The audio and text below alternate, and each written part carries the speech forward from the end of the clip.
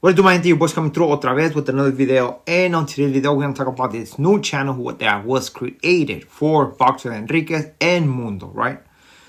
For those who don't know, I'm pretty sure everybody knows. They're ex-mafia members. And they just dropped a video 3 days ago. They already have basically, like 20-something thousand subscribers. That channel is going to get maybe like a 500,000 subscribers. I'm just saying, it's gonna be between 250 and a 500,000 watch in 1 year by the end of this year. The thing about this is that a lot of channels gonna feel threatened. Why? Because we have seen these other channels talking about stories that has to do with the mafia, right? It's somebody that we can't see. It's somebody that we don't know where he got his information. There's somebody that basically most of the people cannot confirm if that's true information or not, right? Now we're going to have the channel with these two individuals, right? Who are basically going to speak on their experiences firsthand. These guys were in the move. They're mixed on all this stuff. They know everybody, right? So I know that it's going to be mixed emotions. Why? Because these guys worked with the cops, gave a lot of information, man. But for those who, especially for Boxer, right? I heard this guy, somebody ask him for information on the names of all these members, right? That fool gave the whole name. He gave the name of the esposas. He gave the name of all the abuelitas. He even told to what store they go and buy food, man. Basically, he gave the whole thing plus a bag of chips on him.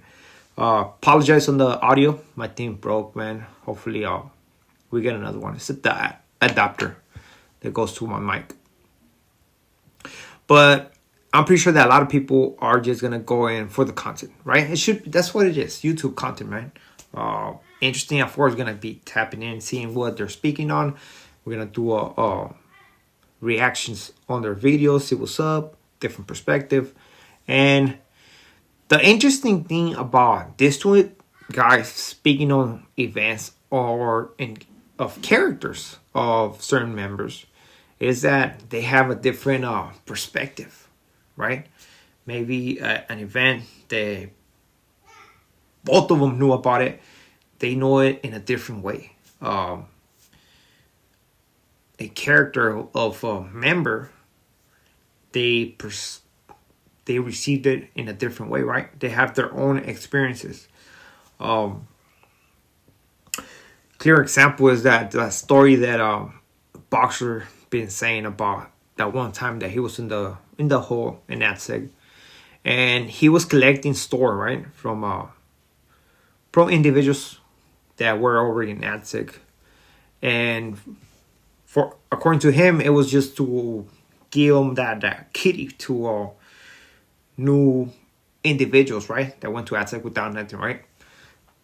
And a paisano ended up getting out, telling Joe Morgan, hey man, this guy was trying to get my store and stuff like that. And according to Boxer, his story is that Joe snapped on him, right? They snapped on him. And after that day, it's like he seen him as somebody like arrogant. Now as for Mundo, he's saying the opposite. Like, man, Joe, when I met him, he was humble. He was like always trying to embrace you and stuff like that. Like, if you messed up, he'll put you to the side, talk to you like, father son way. And they were saying maybe as time passed by, the power got to his head or whatever. But also, I can say this, man. Maybe it was just the character of the individual, right? You know, man, that sometimes there are certain people that you don't like them for some reason, man. I've been like this with certain people, man, and there's something, it's something about that individual, man, that I'm like, even though that individual hasn't done nothing to me or like that, I'm pretty sure a lot of you guys have felt like, this way. And I think maybe that was what happened, right?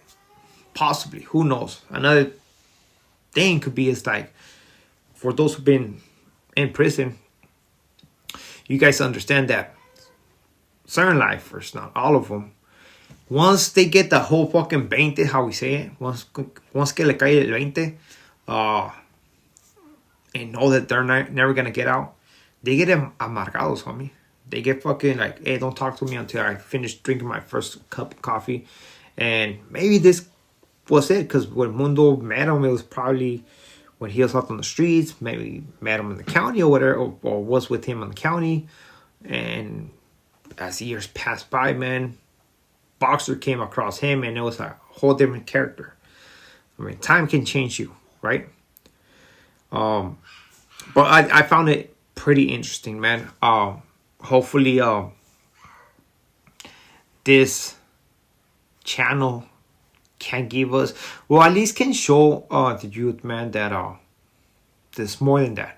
There's more than that, right? I look forward to seeing it, and maybe, I don't know, maybe we're gonna have individuals talking to them, saying that, hey, you shouldn't be speaking on this stuff because you're gonna put all YouTube on the lista, right? Maybe, I don't know, but hopefully you tune. I mean, I'm pretty sure you guys gonna tune in. Another interesting story is how they're talking about, at one point, people were, or the members were thinking about taking out Joe Morgan because of whatever reasons, right? And it shows you how political things can be, right? No matter who you are, no matter your status. If they're thinking about taking a boy like that, it basically don't matter your status, man. It is at the end of the day, is that the benefit of those who are going to be involved on the removal of the next man, right? So it just tells you right there that there is nobody protected. It doesn't matter their status or nothing like that, man. And that's insane, man. It is crazy, man. It is like free for all. Basically, that's what it was.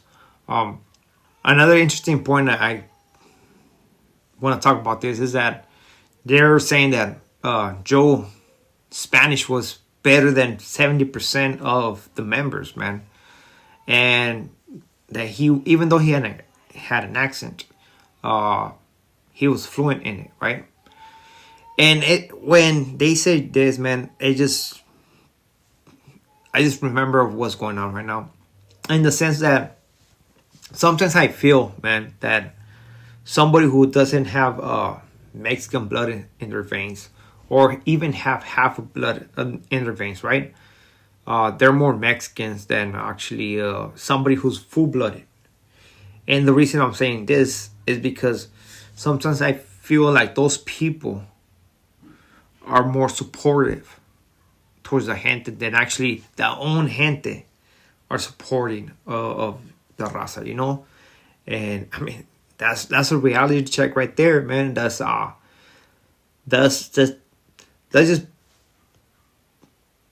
what came to mind when I heard this, man.